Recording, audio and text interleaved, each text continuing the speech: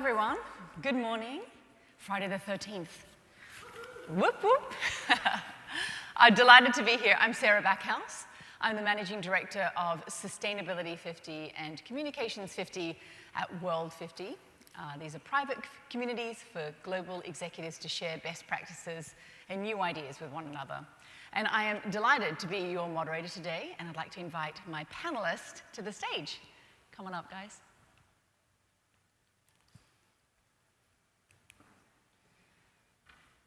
Thank you, Sarah. Absolutely. Hello, how are you? All right, just so everyone knows who everyone is, let's make some really brief introductions. Maybe we can just start at the end. Steve, 1 minute max, who you are and the organization you represent. Yeah, good morning, everybody. I'm Steve Bradley. I'm with Cox Enterprises. We're the largest private company in the state of Georgia, 120-year-old company, media, automotive services, cable TV, internet, and telephony. My background was originally engineering, then built and grew the environmental sustainability program at Cox, and now I'm leading the growth and diversification effort of the company into the clean tech sector, where we want to sort of build the next business for the future of Cox by investing in businesses that can make the world a better place. Hi, good morning, everybody. I'm Roger McClendon. I'm the Executive Director of Green Sports Alliance. It's a nonprofit. If you think about how we can impact change, sports is probably one of the most powerful influencers. And so we engage and convene sports teams from all over the world, like the NBA, the NFL, ESPN, everything that is integrated in sports. And in fact, Mercedes-Benz Stadium, our chairman sits over there and runs that event every day. So my background is I came out of the food industry, worked for Yum Brands and created a sustainability program that was in about 146 different countries, across 3 different brands. I started out with 20,000 restaurants, ended up with 46,000 restaurants. And the challenge was, how do we embed sustainability in everything we do for the better future of the next generation? So proud to be here. Thank you for inviting me. Really appreciate it. Daniel Blackman, Senior Vice President of CFB, which is a firm that focuses specifically on intergovernmental affairs and smart growth. And I also am a venture philanthropist. I know your friend very well, Scott Jenkins. And so we work with the NFL, with the NBA, with various organizations to redirect and position those platforms for social impact and change. We also support various initiatives that deal with sustainability, such as Green Build and other large-scale events like the Super Bowl, the Final Four, and the World Cup. So we do a lot around strategic planning, not just around transportation, but just impact overall. All right, terrific. Well, I'd like to start with some of the kind of current state of play with each of your organizations. We'll dive into some of the challenges and then look to the future and ways to collaborate. So perhaps we can start with you, Steve. I know you've got a big focus now on clean technology at Cox, but back up and talk a little bit about the sustainability journey, some of the initiatives in place and what you achieved to date. Yeah, great question, and I think it's I love to start with the history of Cox Conserves, because a lot of people would say, why in the world are you investing in growth and diversification in clean tech?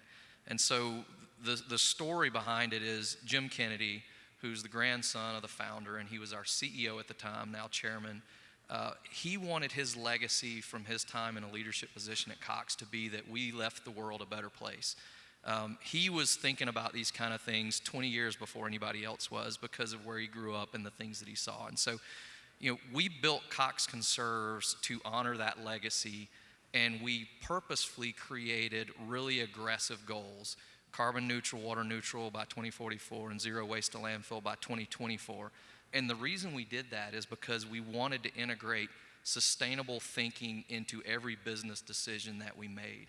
And so the challenges with that are, you really have to reframe how you think about sustainability. We became more of an innovation center than a typical corporate sustainability group, because when you're trying to tackle big picture world issues, you can't do it inside your own 4 walls.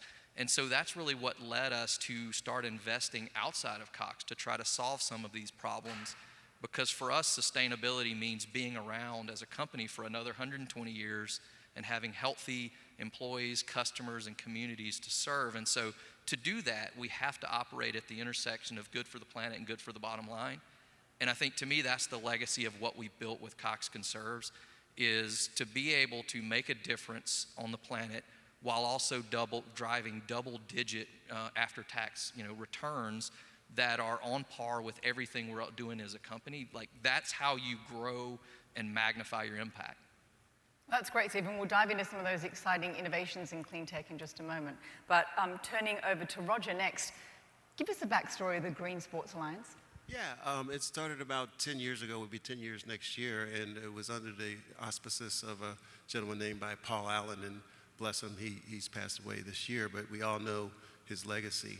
And when he bought into the sports team, Seattle Seahawks, the Seattle Sounders, they had a vision through their nonprofit organization to think about what are we doing to impact the environment in a positive way? Where's the leadership? And this really is about leadership to start with. And then the second is about, the know-how, the intentionality to actually do something.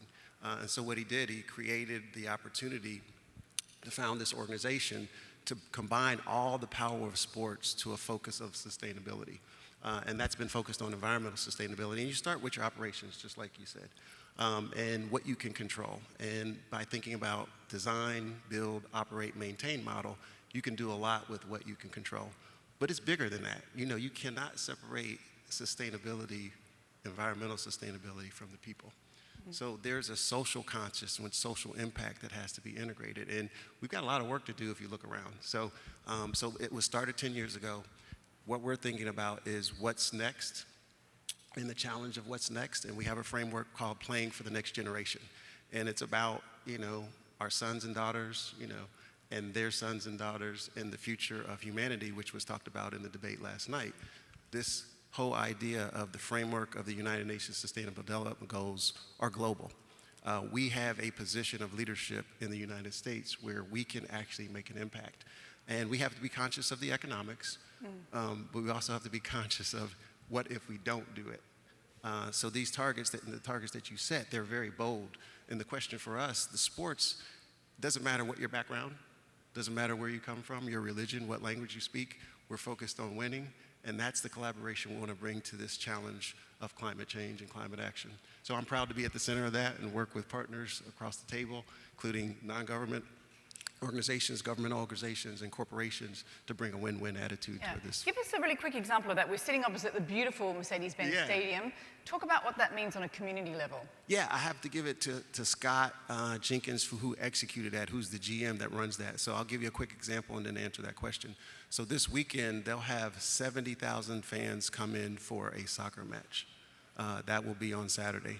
And then they have a team there that will turn that event around, capture the waste for diversion, and then open it up the next day for another 70,000 fan event for the Falcons game. And Arthur Blank, who is the owner, and this was the first LEED certified platinum facility in the world, made the extra investment in order to create the positive impact of the Environmental Sustainability Challenge. But not only did he do that, you could still get a $2 hot dog. He's created jobs. He's looking at how do you take those investments and deploy those dollars back into the community. And so I love that as a vision. I love that as a model. But we got to do a lot more of that. Terrific. Daniel, turning over to you. You've overseen a lot of public-private partnerships. How do you keep sustainability as a North Star in thinking about the greater good for cities like Atlanta? So we're a little unique in a space that I'm very familiar with Cox and the Green Sports Alliance, and we work with athletes, we work with communities, we help to build the bridges. Like, I guess the best way to describe it is we're a pipeline between great organizations and the communities in which they serve. And if you look at the makeup of most athletes in the communities they live in, where you guys are sitting right now, I'm not a native Atlantan, but I've been here since the '96 Olympics, so I've seen so much growth over time. But right across the street, Vine City, and then you have English Avenue, are two of the poorest communities in the United States. Respectfully, though, we are changing that narrative, and there is a growth that we're working on collectively. So the way in which we use these platforms is by engaging communities, by utilizing sport. If you have a chance to travel by train, if you return to the airport, West End train station has created a new urban soccer field with a nonprofit partnership to encourage growth, development through sport. So a lot of the work that we do primarily focuses around not just events, but engagement. We also work with a lot of athletes that have an interest there. So one of our clients, Devin George, who used to play for the Los Angeles Lakers, he is an investor into construction. He's a construction investor. He wants to build communities. One of the aspects in a mixed-use property we're going to invest into has a facility for kids in the community that are interested in playing sports and that are interested in being involved. But we also have incorporated a model within that those folks that stay in these communities can continue to stay there and thrive, so that the partnerships with the Arthur Blank Foundation, with the Chick-fil-A Foundation, with various organizations can see this as a community effort and not just a huge building that some kids may never have access to. Thanks for the concrete example there. It helps illustrate the point. I promised to go into challenges as well, because I think sometimes we can learn the best from what's hard and what doesn't work. Steve, really ambitious goals at Cox, which is applaudable. What's been a barrier to getting there, or what are the big hurdles to overcome? Yeah, I think in general, a lot of the stuff is really hard. You have to change culture for this to work. And so, I can go and invest in technology that turns the lights off and does some of the work, but you can never get 100% of the way there if all you're doing is investing in technology. You have to invest in people. And at Cox, we have about 55,000 employees, and so it became very important to us to hit these date certain neutral goals, that we had to get every employee invested in the plan and what we were doing and change the culture of our employees. And we did that by creating engagement mechanisms where you want to first educate your employees, help them understand, like, what does this mean both at home and at work? Then you want to give them rewards. Like, feedback is processed by the brain as like getting an ice cream cone. So it's a great reward. You want to give them that feedback on the results of what they're doing. And at the end of the day, we as a company have to be, as the leadership of the company, have to show employees that this is an expectation of them, not in a negative way. A great example is we give our employees time off from work to go volunteer. We want them to know that it's expected that whatever cause they feel passionate about, I always hope it's environmental causes, but whatever cause they feel passionate about, there's an expectation that they go do this both at work and in their personal lives. And so that to me is the biggest challenge. You're really changing a mindset of people who were maybe brought up one way. It gets a lot easier with their children, but great example, we eliminated all of our cups in our break rooms. We used to have the paper cups for coffee, and the plastic cups for water. That was a hard transition for people to say, you're gonna have to bring your own coffee cup, and it sounds kind of stupid. My 13-year-old's been bringing a reusable water bottle to school since he was 3. Well, it's easy for him, it's tough for people that have always been used to that paper cup or plastic cup mentality. But every little change like that is really hard but necessary to get there. That's interesting. Roger, I want to dive into some of the culture change that you're dealing with on the sports stadiums as well.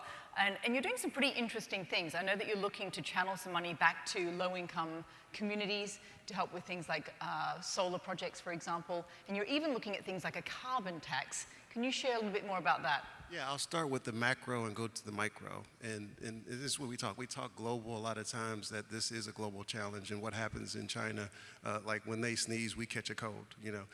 We are connected in a big way. And so at the macro level, we're thinking about what are the frameworks that we really need to use to make significant impact. I mean, we've been talking about this for a while. Amory Lovins came about with a book called Reinventing Fire. Rocky Mountain Institute, Steve, you've talked about it, Dan, you've talked about it. Technology's here. We have the solutions, but what is the impetus to drive the impact? And it can't just be about the profitability, right? It has to be that triple bottom line in the intersection of that they're not mutually exclusive when you look at people, profit, and planet. That center point is around technology and innovation. And when you can hit all three of those objectives, that's when we win. So it's not at the cost of the profit, but it's how you reinvest back into the business. And I don't think we all have that equation, because like I said, we've been working on it. So as you go from the macro and think about the United Nations Sustainable Development Goals, which I think is an excellent framework, and then you think about youth engagement for us. We think about climate action as the other pillar, and then you think about smart city and community engagement. That's where it's at. And then when you go down a little level lower, is our intervention is sport is the impetus for behavior and cultural change. How do we get to fan engagement? We understand how to do stadiums, go right over here and take the tour. Now, how do we get the fans engaged? Because that's where the opportunity is. And once we can change behavior that way, I think we're going to get a lot of momentum. So one last example is, single-use plastics. We just got a data report that for the first time in history, the water analysis at Lake Tahoe tested positive for nanoplastics. Lake Tahoe, and we know this stuff is circulating around the world. Well, what is the responsibility for the OEM who has produced that first piece of plastic? And how does it go back to the value chain? And so who's going to pay for that? Water is a right. Clean water is a right. It should be a human right. Clean air should be a human right. And so we've got to step up to that responsibility. Okay. And Daniel, looking at it holistically, connecting of ecosystems, what do you see as the single biggest challenge to move forward to more equitable, resilient, sustainable cities? And what's your take on solving it? So I'd be remiss if I didn't touch on what Roger just mentioned. So my grandfather was a diplomat to the United Nations, and there's a portion of that for the sustainability goals is that we're well able to meet the needs of the present without compromising future generations to meet their own needs. So the challenges that I see and to kind of align it with what we're doing is, number one, we've got to be honest and we've got to diversify this movement in this room. A couple years ago, the Atlanta Hawks had a really big challenge where one of our general managers said an incendiary comment, and I won't go into it, but the Atlanta Hawks response was to address the issue, to not run away from the issue, and then to hire someone to manage diversity and inclusion, right? So there are these two really big barriers I see with this sustainability conversation and when we're trying to really solve the issue. The first one is recruitment and workforce development. So I think we have to do a better job of encouraging young people when they graduate to go into these jobs, because these are the kids, they're passionate about it.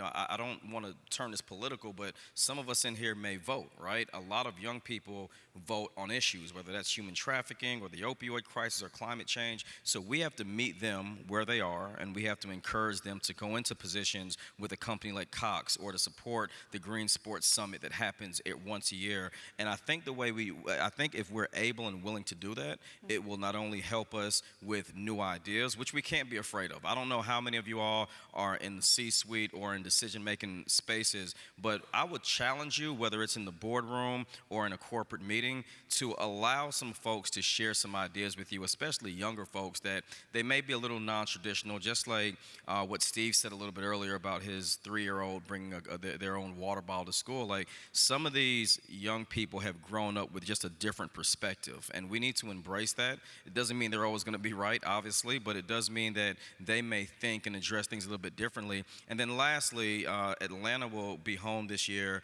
to the U.S. Green Building Council's Green Build.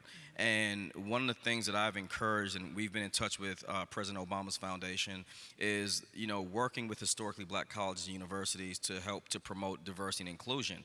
Right behind us, I mentioned we have English Avenue in Vine City, but further down we have Clark Atlanta University, Spelman College, and Morehouse College, which represents literally the epicenter of black education. Doesn't mean that Howard's not important, doesn't mean that Florida A&M's not important, it just means we have 3 of the largest, most well-known and respected institutions that are doing some amazing work that does not get the same attention as a Georgia Tech. So we have to do a better job, and I would encourage you to begin to recruit in places that will help to diversify the conversation, not just from a cultural standpoint, but even gender. We need more women in leadership positions. We need more young black and brown men of color in leadership positions. And I would encourage you to take that model and to really begin to change that narrative and bring people into the fold that can help you to bring in some of the folks that are impacted the most but are not at the table and can't be in a room like this, which we're all privileged to have traveled here and to be here. But let's be honest, a lot of the people that need this information will never have access to a room like this because they're either working, they have responsibility, or as the namesake of our panel, transportation has become an issue. Yeah. When we're going to get to transportation, because that is indeed in the title, and I want to address that. Well, let's go there right now, actually. Atlanta is a very car-centric city, there's no doubt about it. And yet, there are new solutions coming into place. There are changes with the city. What excites you the most? And let's perhaps turn to Roger, because transportation and sports stadiums go hand in hand. What are you seeing in the future that you're optimistic about? Yeah, we love the social impact models. So, the Lyfts and Ubers of the world have helped, outside of this public transportation or rail. And for I guess, the design side. So when you're thinking about a smart city, you need to think about your infrastructure and how do you create those rails and that technology to make it more efficient and effective. Short of that, I think we're looking at opportunities to engage when you come to a stadium. We have Bird here, so the mobility is there. Inside the stadium itself, here at Mercedes-Benz, they've gone to electric platform. So if you think about the 2 million square feet that are there to maintain that, going away from a gasoline-powered vehicle to electric vehicle helps with that too. So you have to think about different modes of transportation.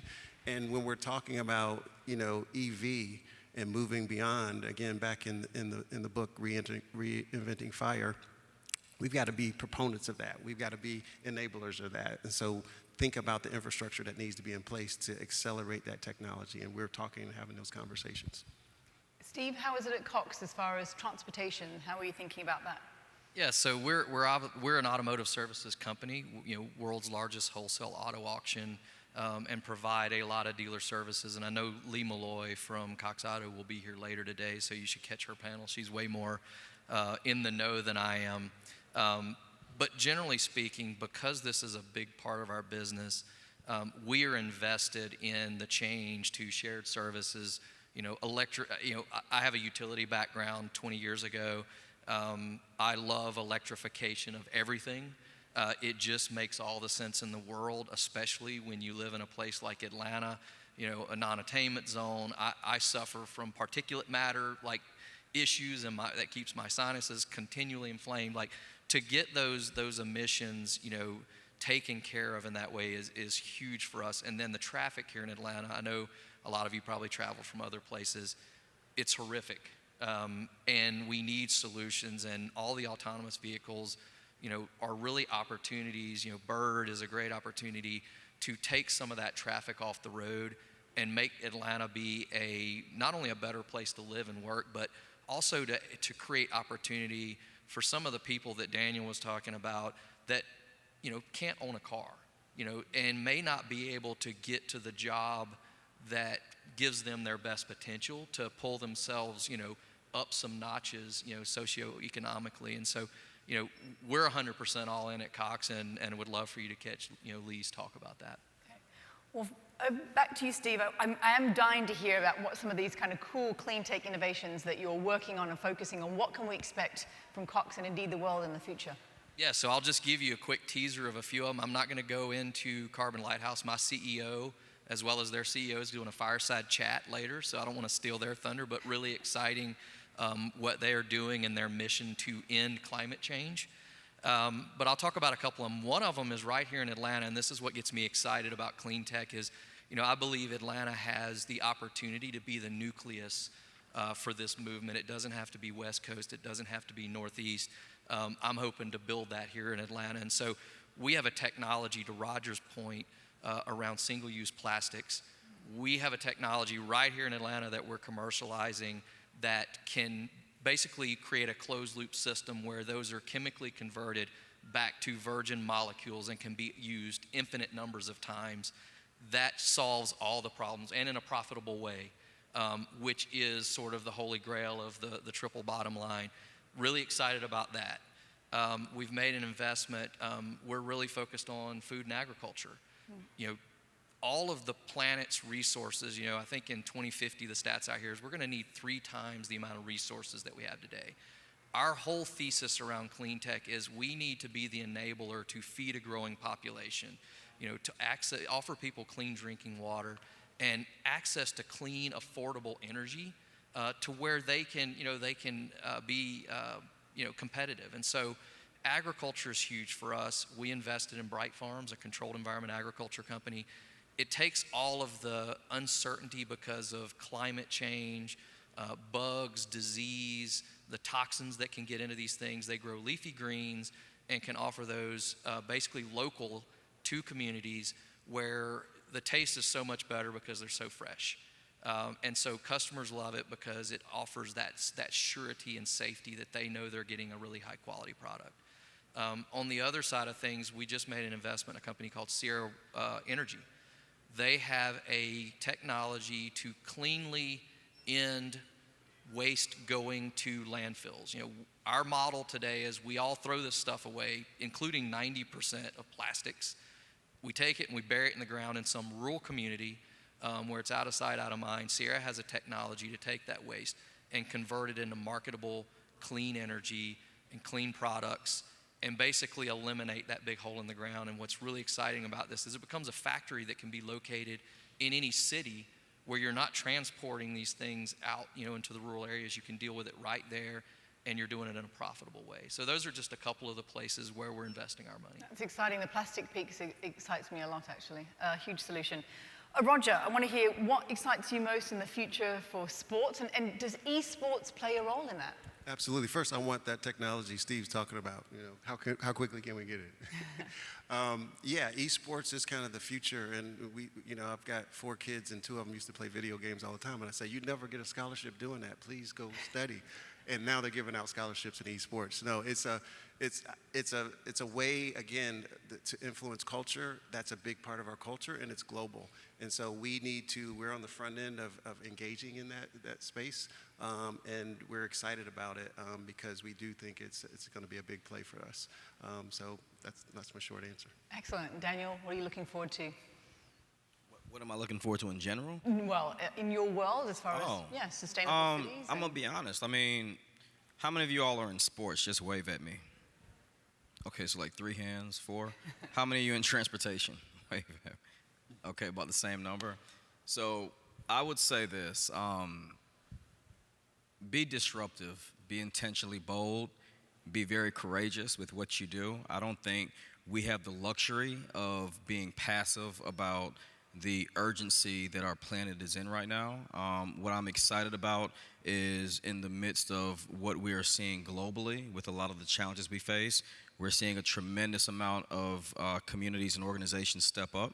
I had the privilege of being in Paris during the climate accords, and when the administration changed and we began to pull out of the accords, I was encouraged to see mayors from all over the United States implement their own sustainability practices and policies. And I think that's bold, that's courageous, that's the kind of leadership we need. I guess I want to leave you guys with a quote that says, "We do not inherit the planet from our ancestors, we borrow it from our children." So I would just encourage you that when you make decisions and you're out here, let's be really encouraged about the opportunity, especially those of us who are in positions of leadership. Let's excite the people that are working with us and working for us. Let's do things that shake up the norm a little bit, but encourage people to do that kind of work. Before Paul Allen died, I'll share this story with you. I had a chance to tour the stadium where the Seattle Seahawks play. And to see all the ways they engage their fans, whether it was they have this wall where you can throw your beer can at the wall and it recycles the beer can. And that might seem really simple, but making sustainability and recycling fun, until we have the policies that are aligned with the values that we all hope to share, then we need to try and be as creative intentionally as possible. And I think if we do that, and if we share these ideas and open up these spaces and make this conversation not doom and gloom. I mean, there is an urgency, and we should be really, really concerned about the current state of our planet. But at the end of the day, we should be even more encouraged of the opportunity that we have as a country and as a world to be resilient. I think you touched upon a really important point there, and it kind of sums things up nicely. It is about behavior change, and it sounds like, certainly from the perspectives of the panel, business, encouraging employees to be part of the solution, a lot of clean tech advancements. In the sports world, such a huge, powerful force to shift culture. And certainly in the worlds that you're doing, I think the diversity and inclusion piece is very important. The more cognitive diversity there is, the better the solution. So I want to thank each and every one of you for being here and for the work that you're doing. And thank you all for being part of this panel. Thank you. Thank you. Thank you, Sarah.